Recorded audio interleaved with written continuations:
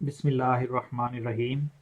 دنیا میں ترقی کرنے کے گر از حضرت مرزا بشیر الدین محمود احمد خلیفۃ المسیح ثانی رضی اللہ عنہ، فرمودہ 12 ستمبر 1931 بمقام مسجد احمدیہ سیالکوٹ۔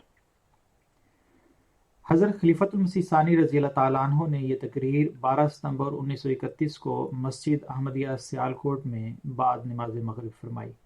حضور رضی اللہ تعالیٰ عنہ نے سورۃ الفرقان کی آیت 78 کی تلاوت فرماتے ہوئے اس کے حصے لولا دعاؤکم کی انتہائی لطیف تفسیر بیان فرمائی اور اس سے دنیا میں ترقی کرنے کے گر بیان فرمائے۔ یہ تقریر قارئین الفضل انٹرنیشنل کی خدمت میں پیش ہے۔ ادارہ تشہد و تعوذ اور سورۃ فاتحہ کی تلاوت کے بعد فرمایا، ابھی ایک دوست نے قرآن کریم کا ایک رکوع تلاوت کیا ہے جس کی آخری آیت یہ ہے، کل ما یعبؤ بکم ربی لولا دعاؤکم، الفرقان 78۔ یعنی اللہ تعالیٰ فرماتا ہے، اے رسول اللہ صلی اللہ علیہ وآلہ وسلم، تو ان لوگوں کو میری طرف سے یہ پکار کر سنا دے کہ تمہارے رب کو تمہاری پرواہ کرنے کی کیا ضرورت ہے اگر تمہاری طرف سے دعا کا سلسلہ جاری نہ ہو۔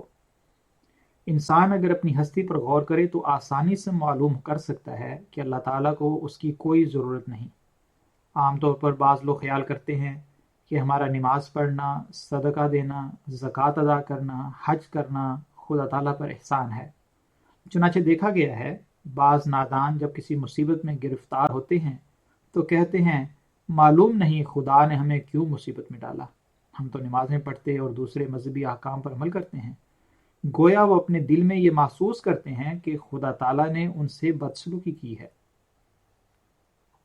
حضرت مسیح موعود علیہ الصلوۃ والسلام فرمایا کرتے تھے، کسی شخص کا بیٹا مر گیا اور اس کا ایک دوست تعزیت کے لیے اس کے پاس گیا تو وہ چیخ مار کر رو پڑا اور اس سے کہنے لگا، خدا نے مجھ پر بڑا ظلم کیا ہے۔ گویا اس کے خیال میں اس کا کوئی حق خدا تعالیٰ نے مار لیا تھا، مگر سوچنا چاہیے وہ کون سا حق ہے جو بندے نے خدا تعالیٰ پر قائم کیا ہے۔ مجھے ہمیشہ تعجب آتا ہے کہ وہ لوگ جو اپنی نماز، روزہ، زکوٰۃ، حج اور تقوی طہارت پر فخر کیا کرتے ہیں، وہ تو کسی تکلیف کے موقع پر چلا اٹھتے ہیں کہ خدا تعالیٰ نے ہم پر ظلم کیا۔ لیکن ہندوستان کا وہ شرابی شاعر جو دین سے بالکل غافل تھا، ایک سچائی کی گھڑی میں باوجود شراب کا عادی ہونے کے خدا تعالیٰ کا الہام اس کے دل پر نازل ہوتا ہے اور وہ کہہ اٹھتا ہے، جان دی ہوئی اسی کی تھی، حق تو یہ ہے کہ حق ادا نہ ہوا۔ غور کرنا چاہیے، جو چیز بھی انسان کے پاس سے جاتی ہے وہ آئی کہاں سے تھی؟ ذرا اپنی حیثیت کو تو دیکھو، وہ کون سی چیز ہے جسے اپنی کہہ سکتے ہو؟ انسان کہتا ہے میری بیوی ہے، مگر وہ کہاں سے آئی؟ بچے جنہیں اپنا کہا جاتا ہے کہاں سے آئے ہیں؟ اسی طرح مکان، زمین اور سب دوسری اشیاء جنہیں اپنی سمجھا جاتا ہے کہاں سے آتی ہیں؟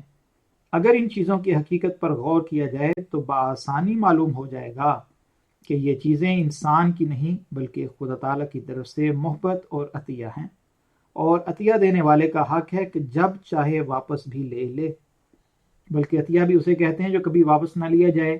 مگر دنیا میں انسان کو جو کچھ ملتا ہے وہ آخر لے لیا جاتا ہے۔ اس سے معلوم ہوا دنیا میں انسان کو حقیقی عطیہ بھی نہیں ملتا، بلکہ تمام اشیاء عاریتاً استعمال کے لیے دی جاتی ہیں، اور اس طرح چیز دینے والے کا حق ہوتا ہے کہ جب چاہے واپس لے لے۔ تو خدا تعالیٰ فرماتا ہے، ما یعبؤ بکم ربی لولا دعاؤکم، یعنی تم اپنی ہستی کو سمجھتے کیا ہو؟ آخر انسان ہے کیا چیز کہ خدا تعالیٰ اس کی پرواہ کرے؟ دنیا میں جو چیز بھی ہے اس کی انتہا خدا تعالیٰ پر ہی جا کر ہوتی ہے، جیسا کہ فرمایا الی ربک منتہاہا، النازعات 45۔ یعنی کوئی چیز اور کوئی نفس ایسا نہیں جس کی کڑی خدا تعالیٰ پر جا کر نہ ختم ہوتی ہو، اور جب ہر چیز کی انتہا خدا تعالیٰ پر ہے تو پھر اگر خدا تعالیٰ انسان کو خود ہی بطور احسان نہ بلائے تو انسان چیز کیا ہے کہ اس کی پرواہ کرے؟ لولا دعاؤکم کے دو معنی ہیں، یعنی اگر خدا تعالیٰ تم کو نہ پکارے اور یہ کہ اگر تم اس کو نہ پکارو۔ اگر پہلے معنی لیے جائیں تو اس صورت میں اس آیت کا یہ مطلب ہوگا کہ اگر اس نے اپنی طرف سے یہ لازم نہ کر لیا ہو کہ میں تمہیں پکاروں گا یعنی بڑھاؤں گا اور ترقی دوں گا تو تم پورا نہیں کر سکتے۔ اس نے خود بطور احسان اپنے پر یہ واجب کر رکھا ہے وگرنہ انسان کا کوئی حق نہیں۔ دوسرے معنی یہ ہیں کہ اللہ تعالیٰ کو تمہاری کیا پرواہ ہے اگر تم عاجزی اور انکساری کے ساتھ اس کے آگے جھک کر یہ نہ کہو کہ ہمارا کوئی حق تو نہیں۔ اگر تو احسان کر دے تو تیری ذرہ نوازی ہے۔ دراصل یہی دو چیزیں ہیں جن سے انسان کو تقوی، ترقی اور کامیابی حاصل ہو سکتی ہے، اور دنیا میں ساری ترقیات انہی دو طریق سے حاصل ہوتی ہیں۔ یہ دعا نہیں کہ انسان ہاتھ اٹھائے اور کہہ دے یا اللہ مجھے فلاں ترقی عطا کر، یا ساری عمر ہاتھ میں تسبیح لے کر بیٹھا اللہ اللہ کرتا رہے، بلکہ دعا سے مراد یہ ہے کہ اللہ تعالیٰ نے اس کے لیے جو ذرائع پیدا کیے ہیں ان کو استعمال کرے۔ مثلا اولاد حاصل کرنے کے لیے اس نے یہ ذریعہ مقرر کیا ہے کہ انسان حسب پسند شادی کرے۔ اب اگر کوئی شخص شادی تو نہ کرے اور دعا کرتا رہے کہ خدایا مجھے اولاد عطا کر، تو یہ دعا قبول نہیں ہو سکتی، کیونکہ دعا کے معنی ہی یہ ہے کہ پہلے خدا تعالیٰ کے مقرر کردہ ذرائع پر عمل کیا جائے اور پھر خدا تعالیٰ سے کامیابی کے لیے مدد مانگی جائے۔ دیکھو حکومت نے منی آرڈر فارم مقرر کر رکھے ہیں، اور جو شخص ایک جگہ سے دوسری جگہ روپیہ پہنچانا چاہتا ہے اس کے لیے ضروری ہے کہ اس فارم کو پر کر کے دے۔ یہ ایک مدد ہے جو گورنمنٹ اپنی رعایا کو ایک جگہ سے دوسری جگہ روپیہ بھیجنے کے لیے دیتی ہے۔ اس نے یہ طریق مقرر کر رکھا ہے، لیکن جو شخص اس طریق کو استعمال نہ کرے بلکہ خود ہی کوئی طریق ایجاد کر لے، مثلا شیروں کی کسی کتاب میں نوٹ رکھ کر ڈاک خانے میں دے آئے کہ اسے فلاں جگہ پہنچا دو، تو وہ گورنمنٹ کی امداد سے کوئی فائدہ نہیں اٹھا سکتا، کیونکہ حکومت سے روپیہ دوسری جگہ پہنچانے میں جو مدد حاصل کی جا سکتی ہے اس کا طریق یہی ہے کہ یا تو منی آرڈر کر دیا جائے، یا بیمہ، یا مثلا عدالت میں دیوانی دعویٰ کے لیے ایک شروع کورٹ فیس کی مقرر ہے۔ فرض کرو ایک مقدمے میں 25 روپے کورٹ فیس لگتی ہے، لیکن کوئی شخص یہ تو نہ لگائے لیکن 50 روپے کے نوٹ جلا کر کہے میں نے تو دگنا خرچ کر دیا، میرے مقدمے کی سماعت ہونی چاہیے، تو یہ درخواست ہرگز قبول نہ ہوگی، کیونکہ اس نے وہ طریق اختیار نہیں کیا جو حکومت نے مقدمے کی سماعت کا مقرر کر رکھا ہے۔ اسی طرح اللہ تعالیٰ نے بھی ہر کام کے لیے علیحدہ علیحدہ ذرائع اور طریق رکھے ہیں۔ دعا کے الگ طریق ہیں، تربیت اولاد کے الگ، اور تجارت و ملازمت کے لیے علیحدہ علیحدہ۔ دعا کے لیے جو طریق ہیں ان میں سے ایک تو یہ ہے کہ جب بندہ خدا کو پکارتا ہے تو وہ سنتا ہے، یعنی جب کوئی بندہ ان ذرائع کو جو خدا تعالیٰ نے ترقی کے لیے مقرر کر رکھے ہیں استعمال میں لاتا ہے تو اسے ترقی دیتا ہے۔ اس کی مثال یورپ کے لوگوں میں مل سکتی ہے۔ انہوں نے علوم سیکھے، تحقیقاتیں کی، محنت کی، ایجادیں کی، اور خدا تعالیٰ نے ان کو دنیاوی ترقیات عطا کر دیں، کیونکہ ان کے لیے اس نے ایک ذریعہ مقرر کر رکھا ہے کہ محنت کرو اور کوشش سے مخفی باتیں معلوم کرو۔ اہل یورپ نے اس ذریعے سے اس سے مدد مانگی اور اس نے ان کی دعا کو سنا، یعنی حکومت، دولت، شہرت، روب، شوکت، سب کچھ ان کو عطا کر دیا، کیونکہ انہوں نے اس ذریعے پر عمل کیا جو ان چیزوں کے حصول کے لیے اس نے مقرر کر رکھا ہے۔ لیکن جو شخص اس ذریعے پر عمل نہ کرے، وہ خواہ کسی دوسرے طریق سے کتنی سخت مصیبت کیوں نہ اٹھائے اور محنت کیوں نہ کرے، اسے کوئی فائدہ نہیں ہو سکتا۔ ایک قلندر جو دن بھر در بدر بندر کو لیے پھرتا ہے یقیناً ایک تاجر سے زیادہ محنت کرتا ہے، مگر اس کے برابر آمد پیدا نہیں کر سکتا۔ کیوں؟ اس لیے کہ دولت کمانے کا جو ذریعہ خدا تعالیٰ نے پیدا کیا ہے اسے وہ استعمال میں نہیں لاتا۔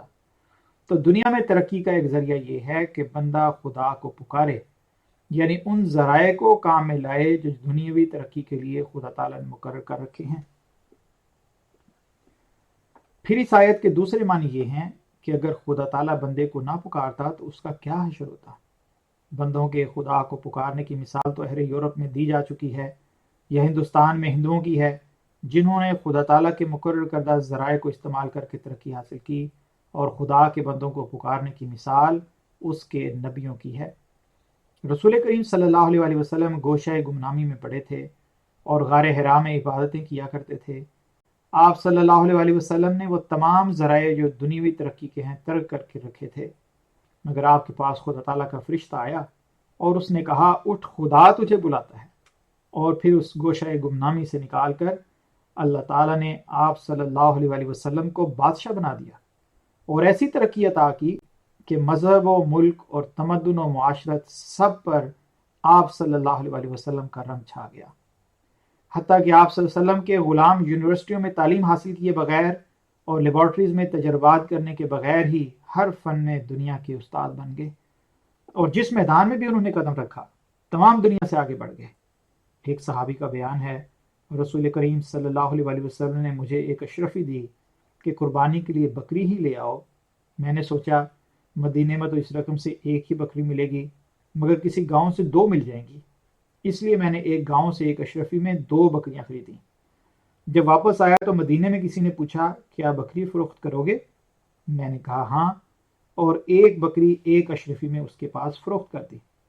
پھر رسول کریم صلی اللہ علیہ وسلم کے پاس جا کر بکری اور اشرفی بھی پیش کر دی، اور آپ صلی اللہ علیہ وسلم کے دریافت فرمانے پر سب حال کہہ سنایا۔ آپ صلی اللہ علیہ وسلم نے اس کی ہوشیاری کو دیکھ کر اس کے لیے دعا فرمائی۔ نتیجہ یہ ہوا، باوجود یہ کہ عرب ایرانیوں اور رومیوں جیسے تاجر نہ تھے، مگر وہ صحابی رضی اللہ تعالیٰ عنہ بیان کرتے ہیں کہ اگر میں نے مٹی بھی خریدی تو وہ سونے کے بھاؤ بک گئی۔ لوگ زبردستی روپیہ میرے پاس تجارت کے لیے چھوڑ جاتے تھے اور میں لینے سے انکار کرتا رہتا تھا۔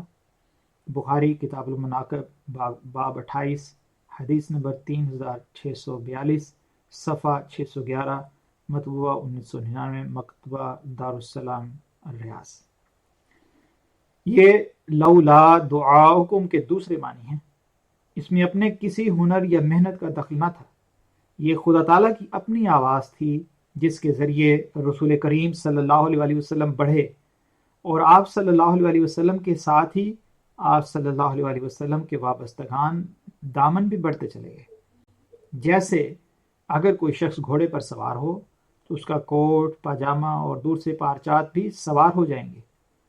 ان لوگوں نے یہاں تک ترقی کی کہ ایک واقعہ لکھا ہے، حضرت ابو ہریرہ رضی اللہ تعالیٰ عنہ کسی علاقے کے گورنر مقرر ہوئے۔ یہ کسریٰ کے خزانوں کی فتوحات کا زمانہ تھا، جس میں ابو ہریرہ رضی اللہ تعالیٰ عنہ کو ایک رومال ملا جو کسریٰ دربار میں آتے ہوئے زینت کے طور پر ہاتھ میں رکھا کرتا تھا۔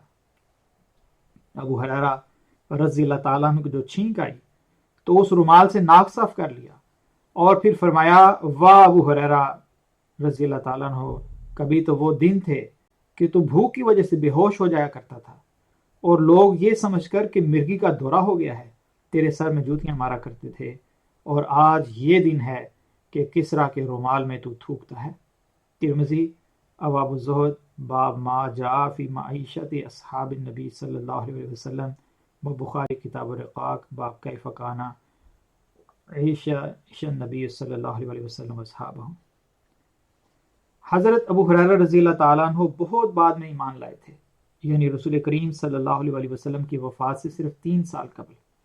اس کمی کو پورا کرنے کے لیے آپ رضی اللہ تعالیٰ عنہ مسجد سے باہر نہیں نکلتے تھے تاکہ رسول کریم صلی اللہ علیہ وسلم کی ہر ایک بات سن سکیں۔ اس وجہ سے ان کو بعض اوقات 7 فاقے آ جاتے۔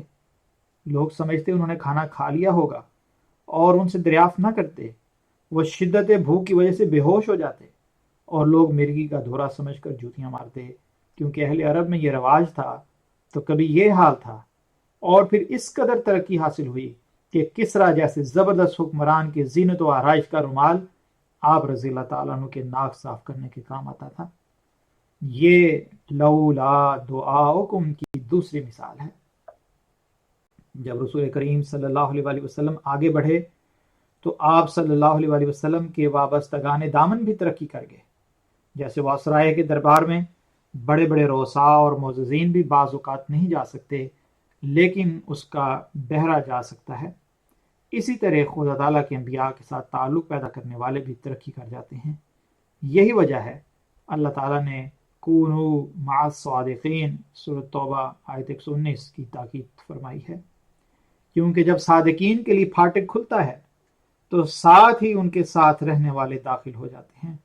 اس لیے دنیا میں ترقی کے لیے ضروری ہے کہ یا تو انسان پوری محنت اور کوشش کرے، اور یا پھر خدا تعالیٰ سے ایسی لو لگائے کہ وہ اس کے لیے ترقی کے سامان خود بخود پیدا کر دے۔